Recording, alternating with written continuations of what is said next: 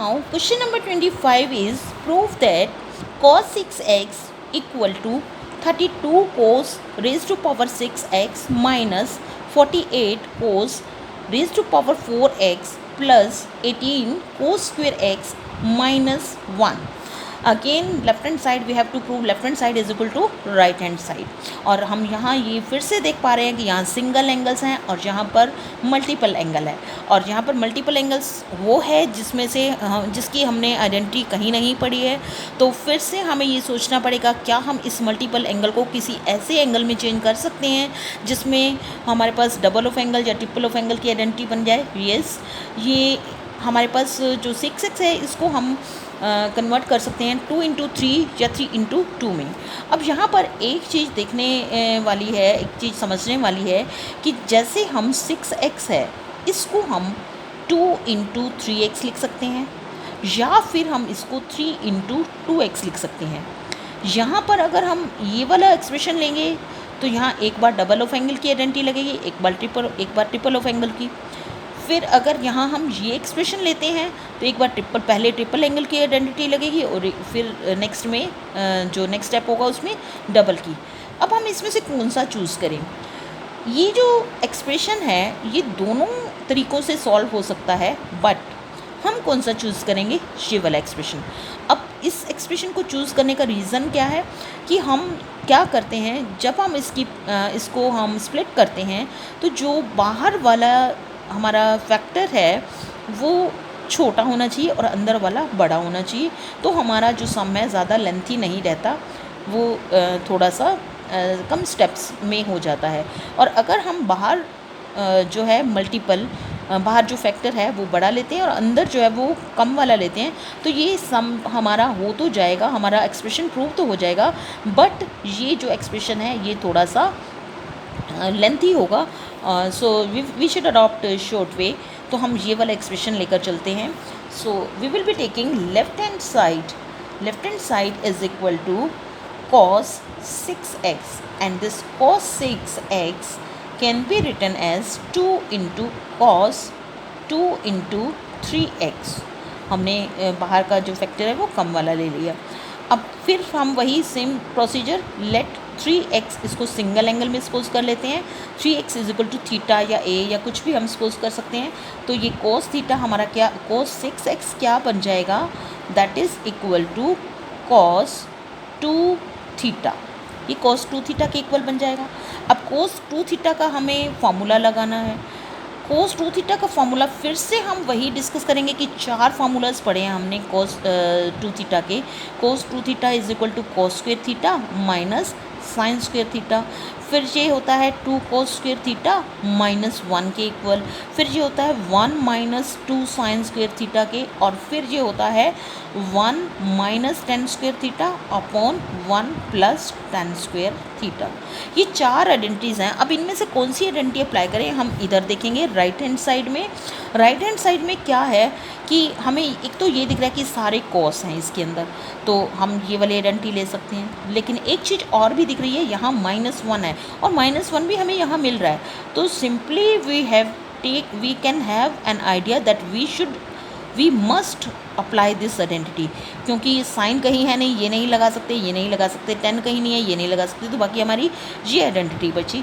तो cos 6x is equal to cos 2 theta. Now cos 2 theta क्या लगाएंगे हम? This is equal to 2 cos square theta minus 1। ये हमने ये वाली आइडेंटिटी अप्लाई कर दी। 2 cos स्क्वेयर यहाँ पर 2 थीटा है तो यहाँ पर थीटा आ जाएगा, 2 cos स्क्वेयर थीटा माइनस 1। अब हमें क्या करना है? फिर से थीटा की वैल्यू यहाँ से पुट करनी है और ये हमारा क्या बन जाएगा? cos 6x is equal to 2 cos square. अब 3x को हमने थीटा लिया था तो थीटा की जगह 3x लिख देते हैं और माइनस 1। उसके बाद cos 6x is equal to, इसको हम कैसे लिख सकते हैं? cos 3x और इसका होल स्क्वायर और माइनस 1। अब यहाँ पर हम कौन सी आइडेंटिटी अप्लाई कर सकते हैं? सिंपली 3x की आइडेंटिटी हमें पता है।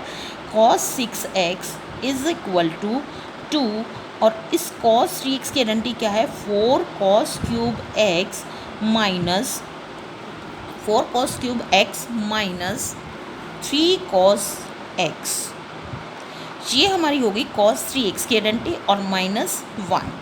अब हमें क्या करना है, और इसका होल स्क्वायर भी है साथ में, तो अब हमारे पास एक और एक्सप्रेशन है सॉल्व करने के लिए, दैट इज़ होल स्क्वायर। तो 2 एज इट इज़ लिखा हमने, cos 6x is equal to 2, और इसका होल स्क्वायर खोलेंगे, this is a and this is b, a minus B whole square की आइडेंटिटी अप्लाई करनी है हमने। तो यहाँ पर a square that means 4 cos cube x इसका whole square plus b square 3 cos x इसका whole square minus 2 into A B, 2 into A is 4 cos cube x and b multiply b is 3 cos x। तो ये सारा x और साथ में हमारे पास minus 1 है, ठीक है। तो अब हम क्या करेंगे कि इस एक्सप्रेशन को सॉल्व करेंगे और चेक करेंगे कि क्या ये इसके इक्वल आता है। सो 4 का स्क्वायर 16 cos स्क्वायर x आ गया हमारे पास, और प्लस, और एक चीज़ और, यहाँ पर cos क्यूब है तो यहाँ पर क्यूब भी आएगा। अब 3 यहाँ है, 2 यहाँ है, तो ये मल्टीप्लाई हो जाती हैं ये पावर्स ब्रैकेट के अंदर और बाहर की, तो ये cos 6x आ गया, प्लस अब 3 का स्क्वायर 9 और cos स्क्वायर x, ये हमारा हो गया 3 का स्क्वायर 9 और cos का square cos square x, minus 4 two ज़ा 8, 8 टू ज़ा 24 cos cube x into cos x।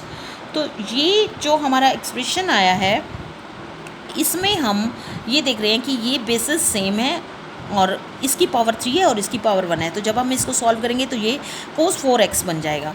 अब हम इसको 2 को अंदर मल्टीप्लाई कर लेते हैं, ये हमारे पास आ जाएगा 32 cos 6x plus 18 cos square x and minus 2 into 24 48, और ये हमारे पास क्या बन जाएगा cos 4x, क्योंकि ये सेम बेस है, इसकी पावर 1 है, इसकी पावर 3 है। तो अब हम चेक कर लेते हैं कि क्या जो एक्सप्रेशन हमें, और माइनस 1 ऑलरेडी हमारे पास है, तो ये माइनस 1 भी यहाँ पर हमें लगाना है। तो अब हम चेक कर लेते हैं कि क्या जो एक्सप्रेशन हमें राइट हैंड साइड में दिया हुआ था वो हमारे इस एक्सप्रेशन के इक्वल है। 32 cos square x, 32 cos square x minus 48 cos 4x minus 48 cos 4x plus 18 cos square x plus 18 cos square x and minus 1। तो ये सारी टर्म्स इसके अंदर आ रही हैं जो हमने लेफ्ट हैंड साइड को लेकर चले, तो ये जो हमारा एक्सप्रेशन आ रहा है this is equal to right hand side.